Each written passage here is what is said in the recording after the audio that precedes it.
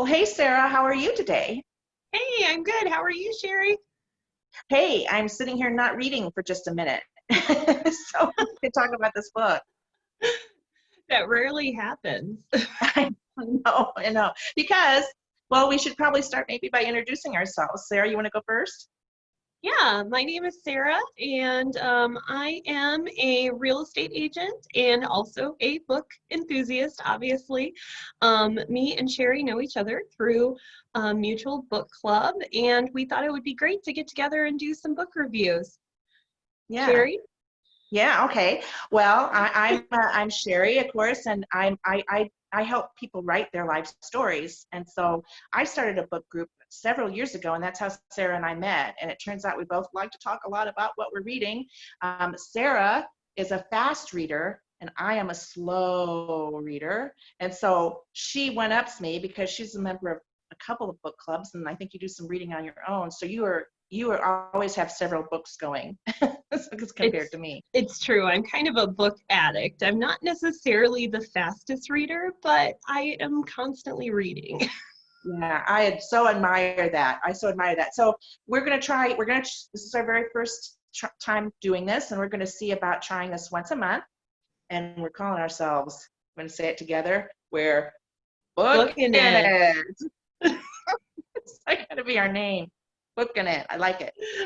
So this is our first book review, and we're going to kind of segue into a little bit of discussion, and then we're going to call it quits and hope that you take away from this commentary on the book something that maybe inspires you to read it or not read it, depending on our opinion. So the book we picked for this book review is One Summer, America 1927 by Bill Bryson. The book is kind of what it says it is. It's just going over big events that happened in the summer of 1927. So the main topics and the way the book is broken down is we're going to talk about Charles Lindbergh's flight across the Atlantic. We're going to talk about Babe Ruth's record-setting home run season. They're talking about Calvin Coolidge and all his quirkiness of the presidency, and they're also going to talk about some Italian anarchists that have a trial that year. So the book goes back and forth between these main subjects, but in a way the book is much more than what it says it is, because he is also going to talk about Herbert Hoover and Henry Ford, and he's going to talk about the invention of the television set and other notorious criminal cases that go on that year. And not only are you going to hear about what happened that year, but he's going to fill in the backstories of almost all of these people and what led to these events, and even what happens after these events. So you're getting a huge picture of American history from this book. So it's a great read. It just goes through all these different subjects, and Bill Bryson is just an amazing author.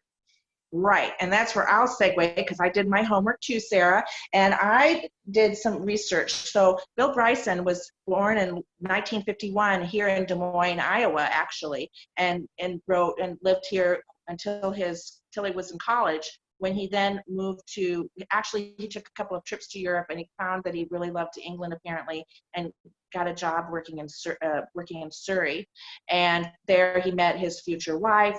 And he ended up staying there for a while. He came back to finish his degree, and then he went back to England, and they lived there for quite some time. He's written a number of books. He wrote about one that's called Thunderbolt Kid, which was about his childhood in the 1950s America, in the Midwest, obviously Des Moines, where we both are based. And then he's primarily lived most of his adult life in England. And he's written a number of books. I was surprised because I'm such a slow reader. I thought, but I've written a number of Bill Bryson books. So he's the author of books such as Notes from a Small Island. This is a book about England and traveling there. He's also written, this is the Thunderbolt Kid book that you can see off the glare. That's that cover. And of course, the book we're talking about today. And I read those. I was really surprised. I'm like, I have read several Bill Bryson books. And of course, this is the cover of the book we're talking about today, One Summer. So that's the story about Bill. So this is my first Bill Bryson book, but I do have the Thunderbolt Kid on my bookshelf, and I've been planning to read it. So yeah, I had no idea that he had written so many books, though. And I knew he was from Des Moines, but I didn't know that he had also traveled abroad so much. Right, right. And he also wrote another, or he seems to be writing these in-depth books like One Summer, which I think, you and I have talked about this in our book discussions elsewhere, but it's a lot of material. And I have to admit, a lot of material that I really didn't know. Like, you're a baseball fan, so I assume you knew a lot about Babe Ruth, right? Well, I mean, not really that much. I mean, of course, he's this amazing baseball player, and I think I had heard that he had been a pitcher before, but I didn't know that he was this amazingly good pitcher. I mean, nobody hears about that. We talk about how many home runs Babe Ruth hit, and nobody says, oh, and by the way, he was also this amazing baseball pitcher. Like, it's just so funny that you learn so many things throughout the book that you just weren't expecting to learn. Yeah, yeah, yeah. And that's where I would say that's where you really have to be paying attention a little bit. It's not a bathtub or a right before bed book, depending on how you read, because you have to really be paying attention, because it gets pretty crazy. The book's organized over the summer, and we go month by month, but he crams a lot in, and as you say, at the end of the book, then he summarizes kind of the trajectory for some of these main characters that we've discussed throughout the book. And of course, this is nonfiction, so these are real lives, and he's kind of playing out how their lives unfold. But we'll get to that in a second. So I guess, Sarah, I'll ask you first. I mean, what did you think about this book generally? Oh, I loved the book in general. It was, like I said, I just learned so many things. It just flowed on and on and on, which I guess some people could maybe be turned off by that, but I found it very engrossing. And just his writing style just pulls you in so much. I noticed that we would change subjects and we would move on to something else, but it's like I wouldn't even notice for several pages that the subject had changed, because I was so enthralled with the new topic, and I'd be thinking, oh yeah, maybe when are we going to get back to that other thing? But he just fills in with so much new, interesting information in such an entertaining way that you don't even care. You think, oh, I'll get back to that eventually. Yeah. And I just found, I liked it too, but I guess I harbor all this like guilt about what I don't know. So I was stunned, that I didn't know. Well, I mean, I knew about Lindbergh. I knew about the flight in St. Louis, because, of course, like I always like to say, everything I know about history I learned from movies. And so I was thinking about the movie starring Jimmy Stewart and the Spirit of St. Louis, which he actually does talk about toward the end of the book, because it turns out that Lindbergh, and spoiler alert, I mean, if you know anything about Lindbergh, he did this monumental thing, and there were lots of people trying to build up aviation in the United States and elsewhere, actually, but in the U.S. it was nowhere after World War I, and so there were these people all busy trying to kind of build an aviation program and accomplish this transatlantic flight, right? And so Lindbergh does it, but he turns out to be sort of this quirky. We talked about Calvin Coolidge being quirky. Lindbergh was a quirky one too. His whole family was. And then, of course, way after 1927, after he's been a hero, he tanks in terms of his opinions about Hitler and World War II and anti-Semitism. I mean, that's an interesting story. It is an interesting story, this Lindbergh story. So I liked it, but I was overwhelmed by a lot of things I did not know. I agree. There were I mean, I didn't really know very much at all about the story of Lindbergh. And, like we were saying earlier, the story of Babe Ruth, I didn't know that he had grown up as an orphan. And I didn't know that his baseball talent was pretty much sort of a natural ability that he came to have, or there were just funny quirks about his life and how he lived it. He had no concept of privacy or boundaries, and it was fascinating to read about all that.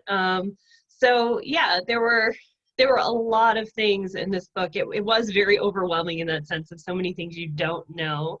But yeah, it's all presented to you in a very entertaining way. Right. Yeah. Yeah. And so now I guess I'd like to talk about maybe some of the themes my takeaways from the book in terms of themes, because that's where it really gets interesting. So my takeaways though were, especially right now, first of all, I mean, we're in the midst of the Black Lives Matters has, become the topic has peaked again. And we talked about this before. There's practically nothing in this story about Black lives in this story. Would you agree to that? Oh yes, definitely. That's, definitely on my list of things I would like to learn more about. And there is some reading that we have also done in the past that shed some light on this, but it really makes you want to delve in a little more. I mean, all the main people in the story, for the most part, are white men, and even though they've done amazing things, yeah, you know that they're not the only ones out there doing stuff. Right. So that's the big gaping hole. But in a broader sense, so this is where I can't decide if I'm pessimistic or optimistic. But as we're reading this book and we're living in interesting times right now. So let's see, what are interesting things? Well, Calvin Coolidge and Warren Harding before him. Warren Harding, he died unexpectedly, and he turns out to be massively corrupt. And after he died, it all surfaces. Corrupt politicians, go figure. Nothing new there. Now, we don't know. We don't even know what we're going to review next. But what are you reading right now that you're excited about? Well, I guess I gave a little nod to this, but right now I'm reading The Radium Girls, and I am completely engrossed in that. So very excited to finish that up. I'm almost done with it. Then I'm going to be moving on to The Seven Husbands of Evelyn Hugo, and I don't know a lot about this yet, but I've had a couple other people tell me that it's just an amazing book. So. I'm using audiobooks to help me because I am a slow reader. So I'm reading Talking to Strangers by Malcolm Gladwell. Oh. And it's really good. It's very insightful, and I'm almost done with that. So that's one I recommend. I haven't finished it, but it's really good. What else are you up to, though? Oh, what else am I up to? So, okay, that's a good question. Thank you, Sarah, for asking. So, so we're in the midst of a pandemic, and I'm a small business owner, and so I was fortunate that I had some projects in the works before this all began, and I'm doing a lot of talking to clients virtually. So, as I say, I help individuals and businesses write their stories and publish them into a book format. So I'm interviewing and talking with clients over Zoom, like right now, and asking my questions and compiling my notes and doing my research and helping write their stories. So things are okay that way. I'm spending a lot of time trying to learn my way around, looking good on camera. But how about you, Sarah? What are you up to? Well, I'm kind of like you. Being a real estate agent is pretty much being a small business owner. So, just trying to reach out to people and see how they're doing with all the pandemic. But I was lucky enough to get out to a beautiful tour of a new 55 plus community that's being built in West Des Moines called ventura. So, wow. Beautiful condos and amazing amenities. They thought of everything you would need, anything that you think would be stodgy about a 55 plus community. And no, it's just gorgeous and beautiful. And they have sports bar hangout room and library space and conference room if you need that for available. They even have a guest suite that they put in that if you're a resident there, you can rent out the guest suite for your family to stay for, I think they said like $60 a night or something like that. So just very, very thoughtfully put together and orchestrated just over in West Des Moines. Yeah. This has been fun. I really appreciate it. And I think you did a good job. I think you did a great job of summarizing this. I think this was amazing for our first time. I'm sure all of you think it was amazing for our first time too. I'll talk to you next month. Okay. Bye.